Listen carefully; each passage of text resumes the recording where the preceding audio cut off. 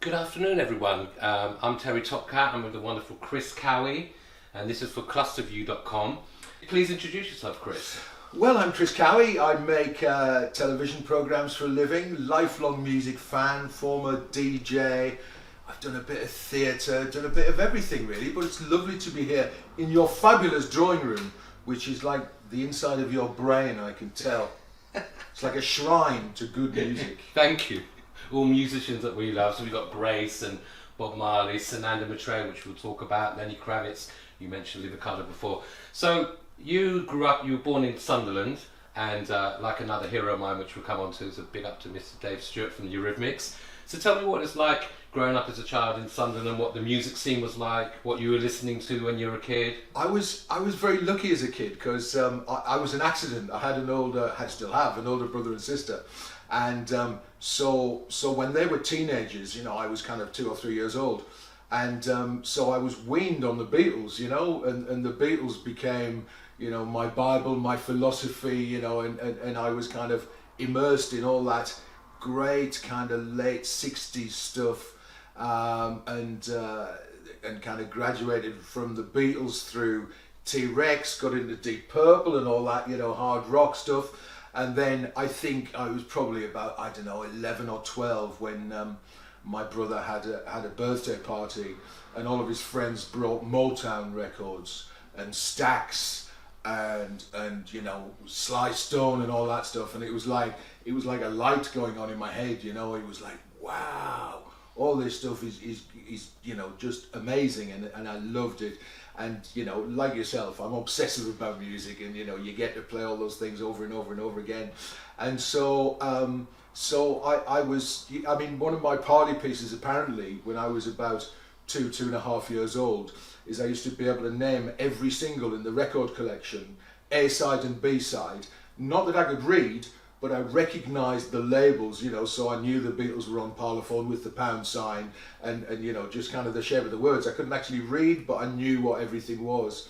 And all the other stuff, like some of the kind of slightly naff stuff like Dave Clark 5 and all that, it was amazing. So I was weaned, I was hothoused on music, and managed to kind of turn it into a career. By the time I was 16, 17, I had a big record collection. I used to do a lot of drama and theatre stuff at school, but I also used to do the school discos. So, playing kind of Donna Summer and that kind of stuff. And then I thought, oh, there's a job going at a nightclub in Sunderland, so in the main street, in Fawcett Street in Sunderland. So I lied about my age, and because I was only kind of 16 going on 17, and got the job.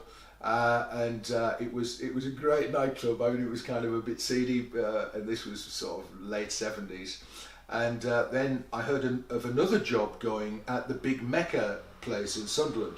So I was 18 by that time, and I applied for that job and got it. But that was a great grounding, although I was supposed to be doing my A-levels at school. But I was working on what the Mecca used to call sophisticated singles night on a Monday, but was known colloquially as grab a granny night.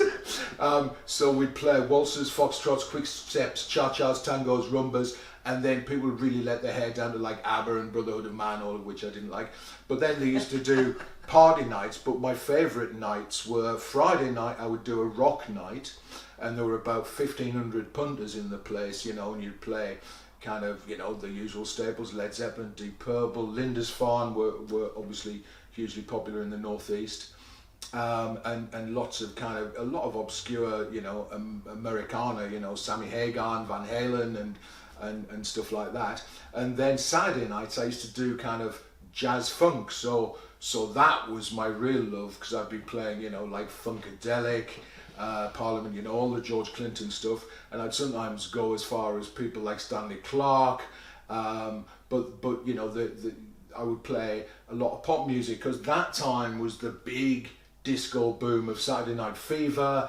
Chic were around, yes. And there was some brilliant stuff. The Giorgio Moroder produced Donna Summer stuff, which was gorgeous as well. So I loved all that, and still do. So my kind of my progression, if you like, was Beatles, T-Rex, Deep Purple and rock music, and then kind of soul and funk, and I still love all of those things now.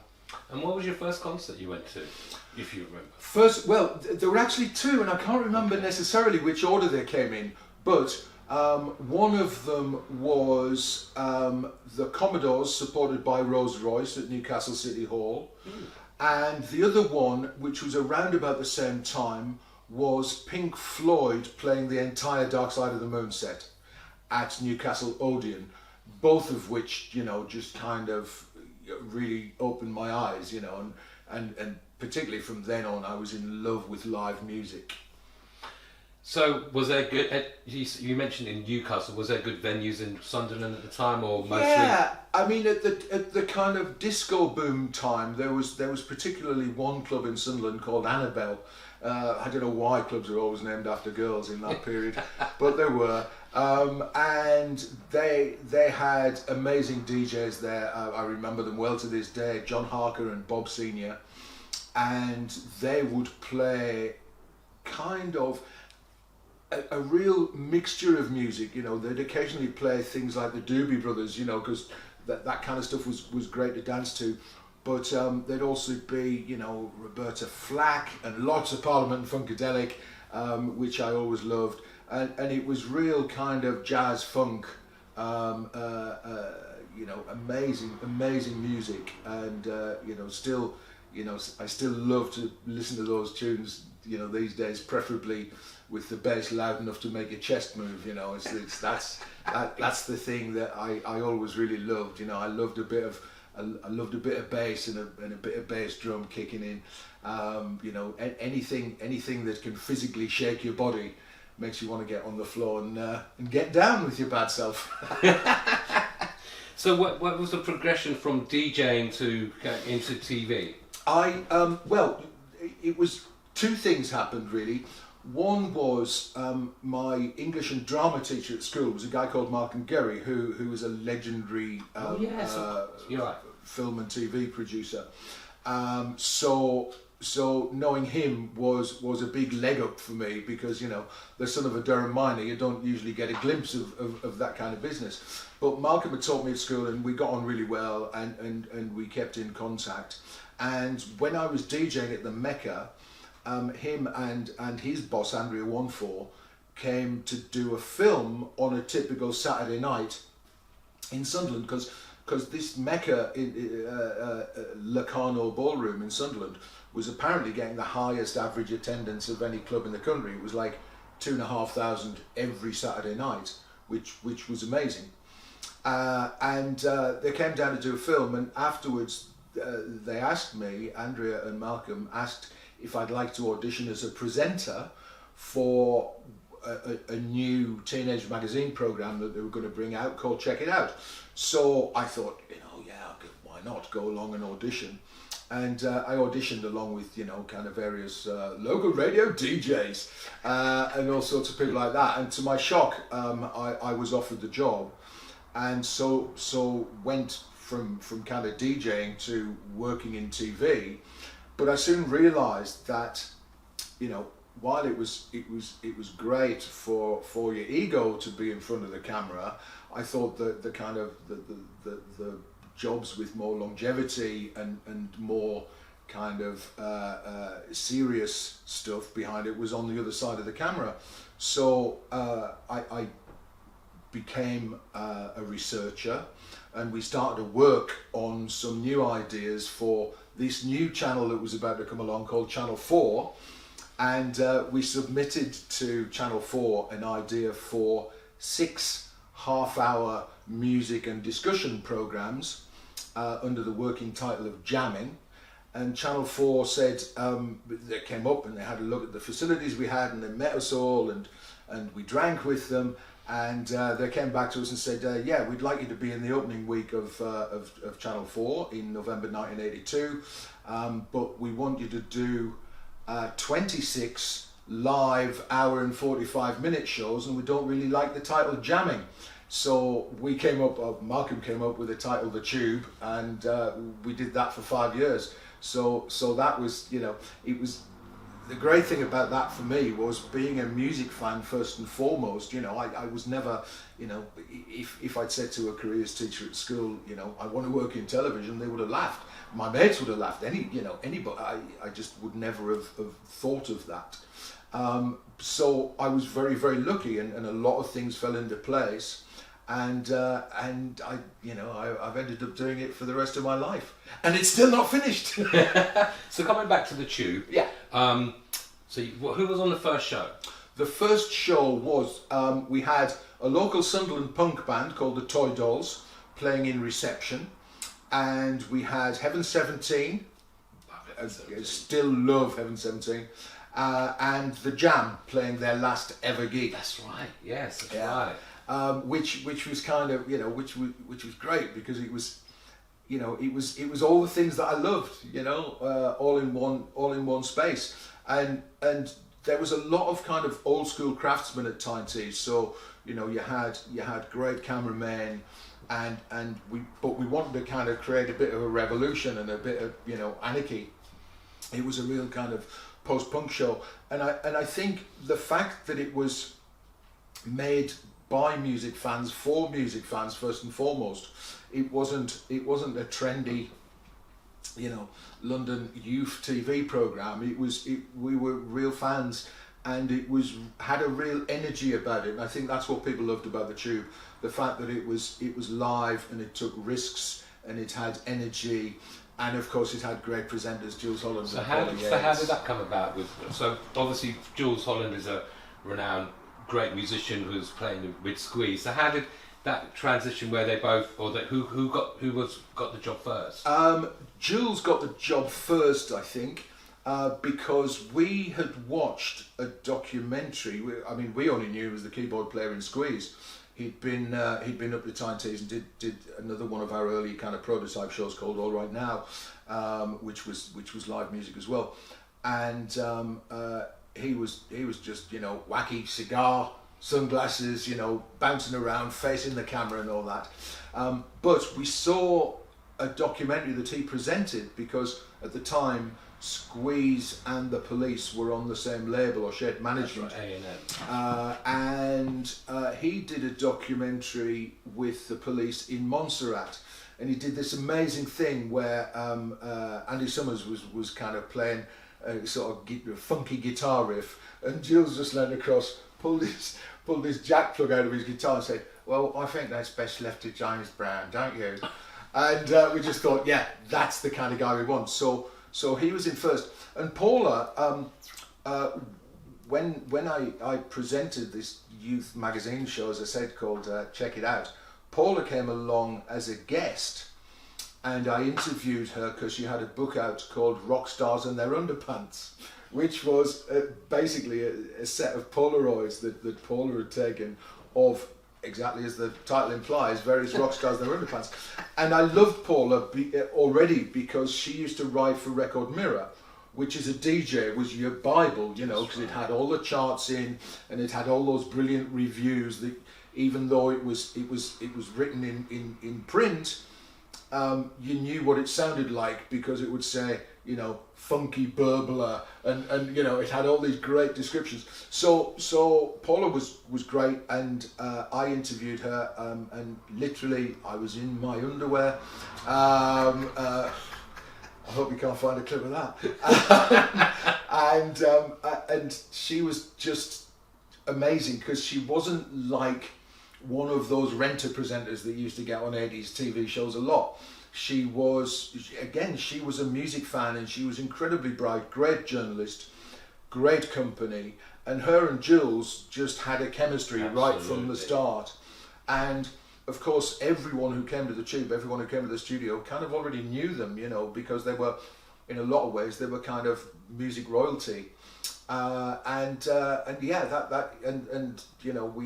We just had all the right things kind of came together, most of it by accident, some of it by design. It all came together in this amazing package. And Channel 4 giving us 26 weeks of an hour and 45-minute shows was just, was great. Channel 4 at the time, you had a bit of freedom to fail, it wasn't going to be brilliant all the time, and we had some hiccups along the way, but that's part of the reason why people used to watch it, because you never knew what was going to happen from one moment to the next.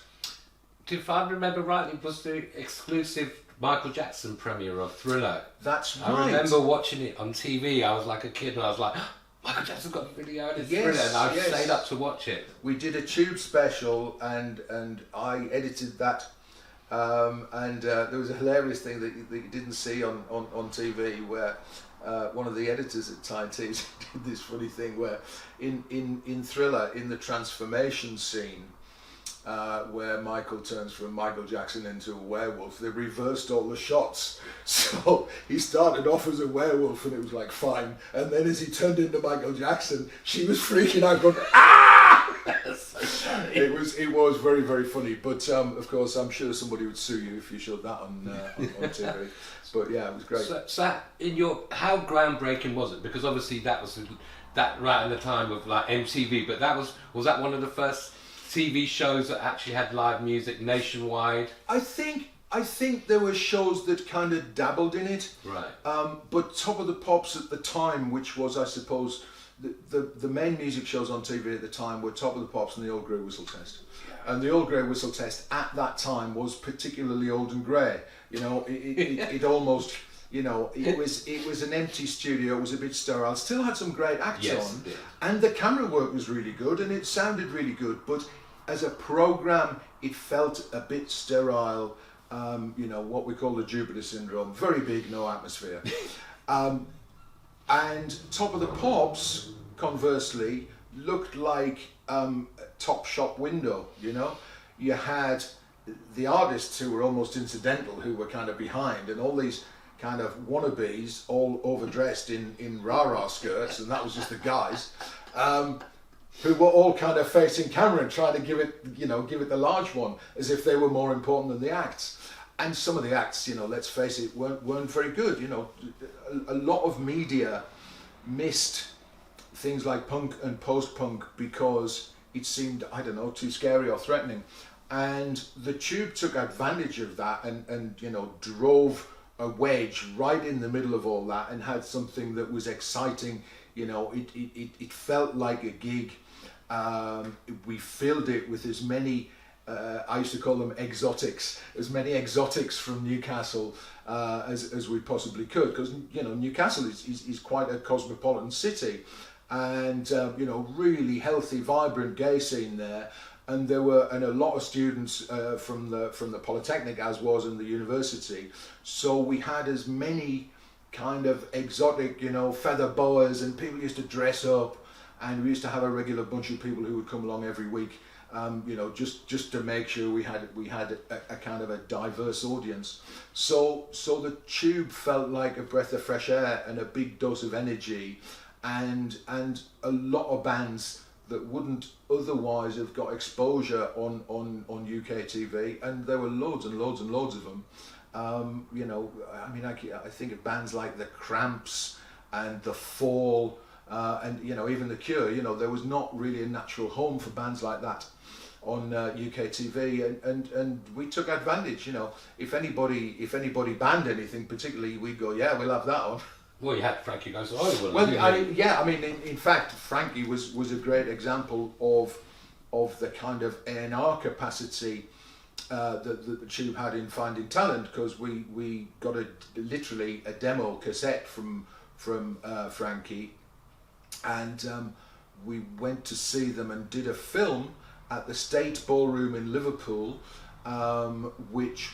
And you can still see that on YouTube, I think, and that was the kind of prototype of Relax. It was a kind of a medley of 2 songs, and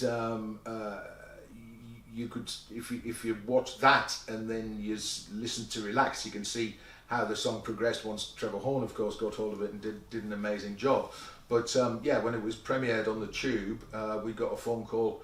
I think that night from Trevor Horn saying, because he's a local lad, he's from 2 mining villages across from me. Yeah, he's from Henley Hall and I'm from Ryop, and he rang up and said, you know, who was that band? Can we have a contact? And signed them as a result. And you know, there was a lot of other bands that we premiered on the Tube.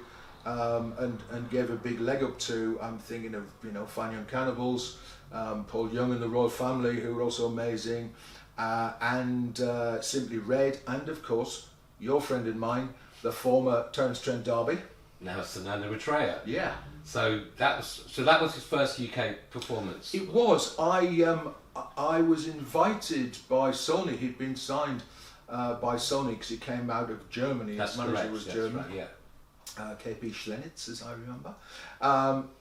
And he was doing a showcase at Ronnie Scott's for the record company and a few media types. And I went down to see him, and especially in a little venue like Ronnie Scott's, was just blown away. I mean, one, he looked like $1 million, he looked like every bloke would like to look, lean, tall, muscular at the same time as being skinny, beautiful hair, and the most stunning voice, and he could dance like a cross between Prince and James Brown. Absolutely. But he wasn't just doing, soul music, he was also doing kind of rock music and amazing kind of, I don't even want to call them power ballads because they were much better than power ballads, but a real great diverse bunch of music. So there and then, that night, he came off stage. I was introduced to him by Terry Doherty from Sony, and I said, I want you to be on the show next week. And he loved it because he was a big fan of the show, and he was superb on that show. And I worked with him a couple of times subsequently on other shows like the White Room. I did a concert with them at Shepherd's Bush Empire, and one of the first things I did after the Tube when I went freelance, came to London, was a documentary and concert called Introducing the Hardline. I have that probably VHS. Oh well, there you go. Well, you'll see my credit on there somewhere. That was one of my early directorial efforts, and we did a concert at a venue called Circus Krone in Munich, and filmed with them over a few days. And we had some wild times. We went into a nightclub in Munich that had a retractable roof, and which was great. It was called the Starlight Club or something like that.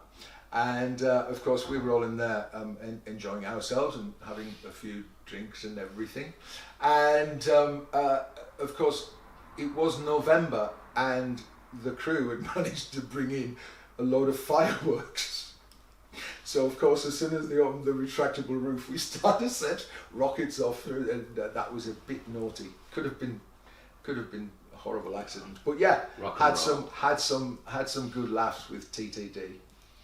So before we go on to the White Room where I first met you, tell me your highlights of the Tube, because obviously you've talked about how many great artists you seem heroes of yours. So particularly things that I was involved in doing and involved in booking. Cameo were a real highlight. Yes. Before, it was pre Larry Blackman's codpiece, Red Codpiece. It was kind of Single Life, She's Strange kind of period. Yes. Me Too. Grandmaster Flash. Oh wow! Doing The Message, that was a real highlight. There was so many great ones. I mean, the Jam on the first show was a real highlight as well, because that was a kind of a history-making gig. I mean, there's just so many great moments, from stuff that I didn't necessarily like, but I knew was brilliant, like Bon Jovi, were superb on the show. I mean, it was just never-ending fun, and a lot of really obscure stuff. Like there was a Scottish band, a band from Glasgow called Set the Tone, who were really funky, and lots of slap bass, and amazing. And they were signed to Ireland, didn't really do very much, but there were a lot of bands like that I absolutely loved. And every week there's a couple of websites. There's a guy called Jono who runs a site called Remembering the Tube, and he's got a load of clips on there, and I keep going, oh wow, yeah, it's like, because we'd often have you know, it ran for 5 years, and they were long, you know, between 20 and 25, 26 week series, and then 5-hour specials in the summer. So there was a lot of stuff on there, and I keep finding stuff that I'd almost forgotten about myself. And it's great to be reminded that. Shalimar, another great band. Jodie Watley, who I think you're a fan of as well. And Jeffrey Daniels doing the moonwalk way before Michael Jackson did it. Absolutely. And you know, kind of Night to Remember, you know, which is still, you know, you still hear it played now, and a lot of that kind of gorgeous soul and funk stuff that I'm a particular fan of, but also, you know, being the Tube, a lot of great rock music as well. So you said you went freelance and came to London. So how did the White Room? Tell everyone what the White Room was about. That was like from like 95 to 96. Or maybe... Yeah, 95, 97. I think we did the last one. Well, I after the Tube went freelance, we made a series called Wired, which was supposed to be kind of a Tube replacement. That I think was made as a kind of reaction almost against the Tube, and I think we went a little bit too far, because it was very measured, and again, some great bands on, but there was too much kind of filmy bits in it and not enough live music in it, and the live music, you didn't have the same kind of connection with the audience. We shot at Pinewood, you know, massive kind of film studio, and there's a lot of good stuff on Wired, but I think a lot of the time and effort and money was kind of spent in the wrong direction, because we were overreacting against making the Tube again, because obviously music had moved on by then, society had moved on by then, so it was kind of different. So I did that, and then I made a lot of concerts and you know, kind of one-off specials. Did a series called Big World for Channel 4 as well, which was quite a lot of world music, and that was great fun. But I always had a kind of something nagging at the back of my mind, that I wanted to make a show that had the kind of vibe, if you like, of the Tube. So it was live, and it was exciting, and it had great music on it, but also it had a bit of an edge to it, a bit of energy, but was kind of beautifully shot rather than kind of punkily shot in the way the Tube was. And that's what the White Room was, and the reason for the White Room is I wanted to have a clean white psych without, you know, kind of lots of flashing lights and lots of video effects and all that. I wanted to keep it really kind of pristine and clean. And it was, I think the tagline we used for it was great music irrespective of genre, race or chart position. And that was very important to have, you know, real kind of across the board. So we had E17 on playing live, for example, but we also had Iggy Pop and David Bowie and Lou Reed and Stevie Wonder. Stevie Wonder was the very first show we did, which was stunning, because Stevie, you know, is one of my heroes, you know, absolute legend, genius. And it was the same week that he came to do a Radio 2 thing at Ronnie Scott's, and he played. Went to that. That was yeah, great. And he is amazing. But in that Radio 2 thing, he played a lot of things, like a lot of what I would call Stevie's kind of middle of the road stuff, like I Just Called to Say I Love You and all that, which I'm not quite so keen on. So I approached the record company and said, look, I'm a bit worried about Stevie's setlist. They said, oh, you know, we can't really get involved in that. And I said, okay, well, who can? They said, oh, we'll speak to his manager. So I spoke to Keith Harris, lovely guy, who manages, who managed Stevie in the UK. And he said, oh, you know, he said, I know what you're saying, but I'm not sure if I can do anything about that. I said, why don't you speak to Nathan Watts, who's the bass player and musical director? Yeah, brilliant bass player. So I spoke to Nathan, and he said, there's only Stevie gonna answer that question for you. And I was like, all right. And I didn't want to kind of wind him up by saying, don't play the stuff that you play for Radio 2. So anyway, he arrived at the studio, and he was taken by some of my staff into a porter cabin, because we had some porter cabin dressing rooms there, and somebody came over and said, "Oh, Stevie's arrived. You want to know when he was here?" I said, "Yeah, okay." So I thought, okay, I'll go down and talk to him myself, and I went down, knocked on the porter cabin door, walked in, and Stevie's just sitting there slumped on a couch, and so I walked up to him, got hold of his hand like that, put his hand in mine, and said, "You know, I'm very happy that you're here," and did all happy. And he stood up, and for anybody who doesn't realise, especially when he was called Little Stevie Wonder is built like a brick outhouse. He's a big man. He's got to be like 6'2", and you know, a bit like a heavyweight boxer. I was like, whoa! And so I said to him, the little speech I made is, I said, "Look, I'm so happy that you're here. You can stand on stage and whistle Dixie for all I care, and I'll record it and I'll put it out and it'll be great. But what you should know is this: in places like St Paul's in Bristol, in Brixton in London, in Toxteth in Liverpool, in Moss Side in Manchester, in Handsworth in Birmingham, there are kids right here in the UK going through some of the changes that you went through coming up. And all I'm asking is that you might allow that you include a couple of protest songs in the set." That was it. I left. He comes on stage, and as they started up, we took out an electricity substation in West London because we were pulling so much light and power and everything.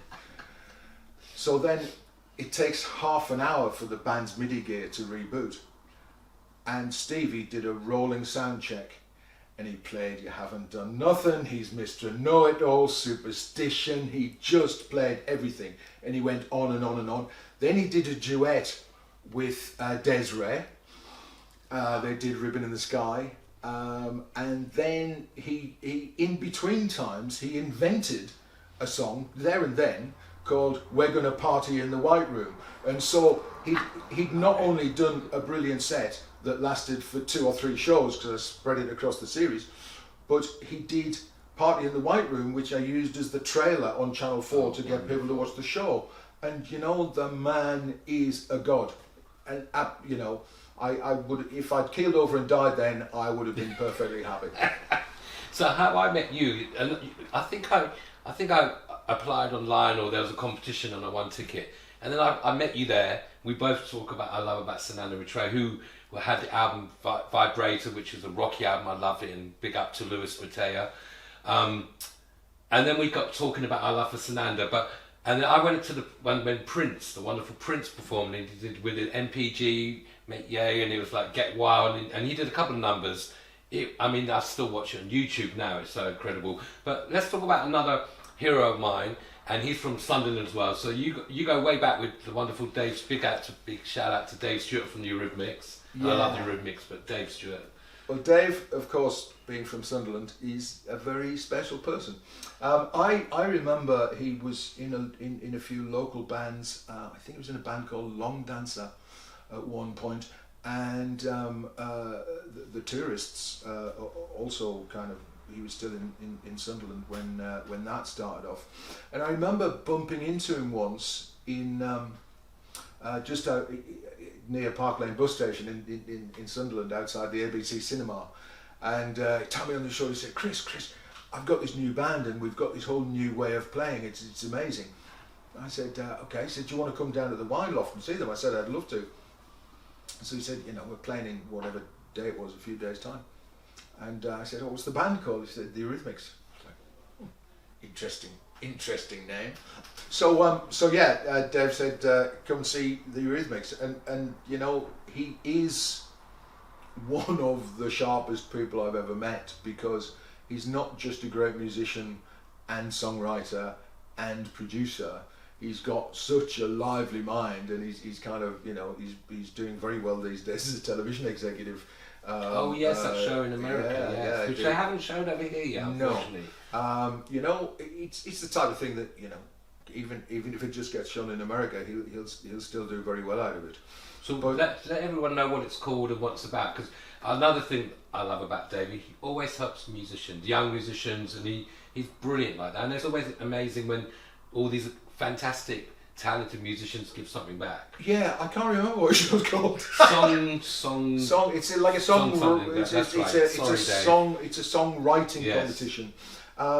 But he's kind of, he never rests. He's always, you know, kind of thinking up new ideas and always wants to work with other musicians and wants to give young musicians a head start. You know, he ran Anxious Records for a while, which had a lot of great new stuff on it. Oh yes, I worked there briefly as a T-boy. Oh wow! But I never met him, and then one funny story is like one time Dave rang up and he goes, Dave, and I'm like, Dave who? And I don't think he was very happy. But the people at Anxious Music were lovely. Phil Hope and Juliet and the Australian guy Tony. No, I can't remember. Okay, sorry, apologies.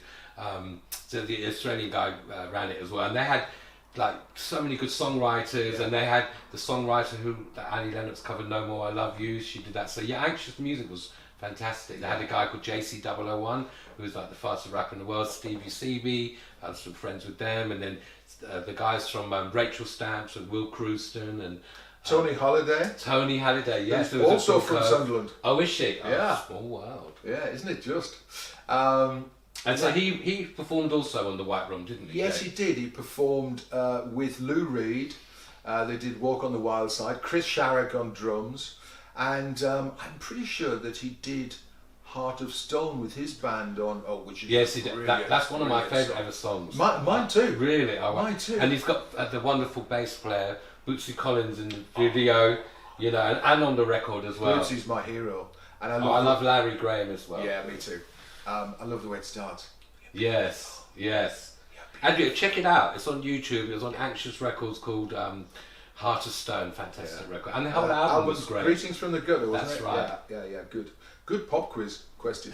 The other great thing that Dave did, God bless him, was when we started the White Room. I asked him if he would do the theme tune. In fact, I think Malcolm Gerry asked him if he would do the theme tune. So him and Malcolm are really good mates. And so we kind of had this idea that it would be a Bo Diddley type of riff that would work up to a climax. So he recorded all the stuff, and then he was busy. I think he'd gone off to the States, and then he came back and phoned me and said, "We've got to do the mix for this thing. Come up to the church and we'll do it." I said, "Yeah, okay." So we went up there, and Dave, you know, brilliant musician, one of the world's best record producers, goes, "So Chris, what do you want me to do?" And I was like, "Whoa!" I said, and for some reason I had this inspiration. I said, "Bring the instruments in the order that they were invented." So you can hear the White Room, and it is a Bo Diddley riff, and it starts off with drums, and then it kind of builds up, you know, and then it ends up Hammond organ and electric guitar and everything, and so it works up to a climax. And but yeah, Dave Stewart, absolute genius. So from the White Room, let's go to Top of the Pops. So tell her how that happened. Yeah, well, we did 2 or 3 series of the White Room, and it did really well. You know, people enjoyed doing it. The sound and the pictures were amazing, and it did very well in the ratings, even though it was in a kind of late night Channel 4 slot. And it was that programme that got the then head of music entertainment at the BBC, Trevor Dan, to poach me to come to the BBC, because Top of the Pops wasn't really doing great. You know, it's always had a kind of a checkered history, but apparently the week before I started, I'm told it fell below 2 million viewers for the first time ever. So I basically went in to Top of the Pops with the notion of turning it into the White Room, effectively, because I wanted as many people to play live as possible. Because if people didn't know, most people would like just do it over a pre-recorded track on Top of the Pops. Yeah. And you know, miming to me felt like, you know, the equivalent of a note from your mum saying you can't do PE. You know, it's not. It's you know, you know, you can listen to records on the radio all day long. You can watch MTV, or you could then, if you want to watch the video. But I always thought that it would be really good to have a kind of make something original. So I also, because I'd done the Brit Awards in between the White Room finishing and going to Top of the Pops, I did the Brit Awards as well. So I had a good relationship with the music industry, and one of my early ideas was, because Top of the Pops weirdly wasn't sold anywhere internationally, because I think they tried to do it once in the 80s and made a real mess of it, and it didn't work. So I said, look, what I want to do is to create the brand with the logo that was a kind of a combination of Atlantic Records and Billboard and all sorts of things, that square logo with Top of the Pops and 2 exclamation marks, one of them upside down. I said, we'll create a brand, we'll create a template of how to make it, but then export it to the rest of the world. But rather than breaking anyone's embargoes, because sometimes things have different releases in different territories, we'll base it on their own singles chart. And much to the BBC's surprise, the record companies went, yeah, that's a great idea. Let's do that. So within about 6 or 9 months, it was in well over 100 territories around the world, including Germany, France, Italy, Holland, and all over the place. So that made it much more attractive to artists, because there were some people who didn't or wouldn't do it, and that was very persuasive, because they could come to London for a day and get millions of viewers around the world, billions of viewers around the world.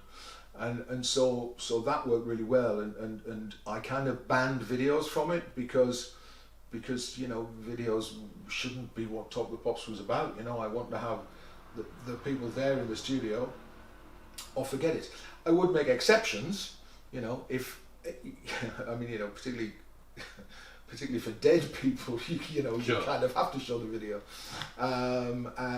especially American dead people. Like Benny King. Yeah. Or I mean, particularly the thing that P. Diddy did after Biggie died. Right.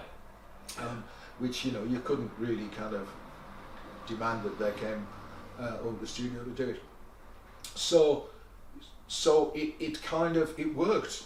It went from, as I said, below 2 million views the week before I started, and I got it up to like 5.5 million, which these days is amazing. I was also getting a lot of viewers for the late night repeat, because it went out on a Friday night at 7:30, and I had a late night repeat on Saturday, which wasn't, it was about midnight, but it wasn't a real repeat, because I used to change things around a bit. I would put longer versions of rock tracks in, and I would have hip hop acts without the MFs bleeped out, and generally make it a bit more fun. I also wanted to have, there used to be a lot of guest presenters on Top of the Pops, which I always thought felt a bit awkward. So I got people like Jamie Theakson and Zoe Ball and Joe Wiley and Jen Middlemiss and Richard Bacon, and so a lot of people who were really good presenters, because all I want them to do is say, that was that, this is this, and a little bit of information or something funny in the middle to keep it moving, and I wanted to pack 8 songs, 8 acts into each show, whereas there'd only been 6 or 7 before, but I wanted to keep the presentation really short so I could have more music in it. And really kind of get the respect back for the show, because it had become, a little bit of a national joke. And I loved my time at Top of the Pops. Did it for 5 years. We moved from Elstree down to Television Centre. People often said, how did you get away with doing the things that you did at the BBC? Like, we converted one of the tea bars into the Star Bar and did interviews there, and we did a lot of extra Top of the Pops stuff for Top of the Pops 2, and there was another show on what became BBC 3.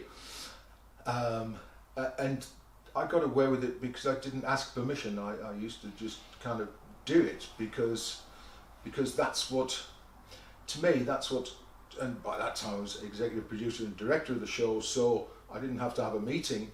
I would just get on and do it. And as long as you know what you're doing, I think people making TV programs should be allowed to just get on and do it, you know, because you're asked to do it because you're good at it. There's no point in asking someone to do it and then telling them how to do it. So yeah, I had a fantastic time. I loved working at the BBC. I mean, the BBC gets a lot of unnecessary stick because, you know, people assume it's like the BBC is kind of like an amorphous blob, you know, like as if it's got a hive mind, you know, the BBC say this. Well, the BBC is just a bunch of, you know, real people, and believe me, they work incredibly hard, and they absolutely sweat cobs on trying to do the right thing and you know, trying to do the best they can with the resources that they've got. And of course, it's quite right that they've got to be transparent because people pay a license fee for it, and you know, you have to be open and transparent. But on the fairly limited resources that they have, the BBC, I promise you, you go around the rest of the world, and the BBC is one of the things that people envy about Britain more than anything else. NHS and the BBC are the two absolute jewels in the crown of this country, and long may that continue. Very true. So coming on to now, so we'll ask quickly we'll ask what you're doing now, but let's talk about the lack of music programs on TV. Why do you think that? Obviously the model of the record industry has completely changed. Less record companies, less money for promotion, less slots for like morning TV shows. I mean, the only one that I watch religiously is the Jules Holland show, and also, but most of them are signed acts. So let's say for a band that's coming out, and you know, obviously the music's more accessible now because of the internet. That's the great thing. But you know, to get exposure, let's say on TV, which is obviously, you know, is very important. Yeah. Why do you say why you think it's like that, and what do you think the way forward is? It's a tough one, isn't it? Because there's been a lot of change. There's been a kind of digital revolution, and people's viewing and listening habits have changed. When I left the BBC, one of the points that came up, I want to have a whole roots and branches review of Top of the Pops and how it was made, because my argument was that the singles chart was no longer a reliable template with which to make a primetime BBC One show. So I wanted to include downloads. I wanted to change the chart so that it wasn't just the singles chart, so that it factored in albums as well, because people didn't necessarily buy stuff in the same way. They weren't necessarily buying one track, or they weren't necessarily buying the single, but they were buying the album, or they were downloading a bunch of stuff. So all I wanted to do was to change it so that it was the most popular tunes, not necessarily the most popular singles.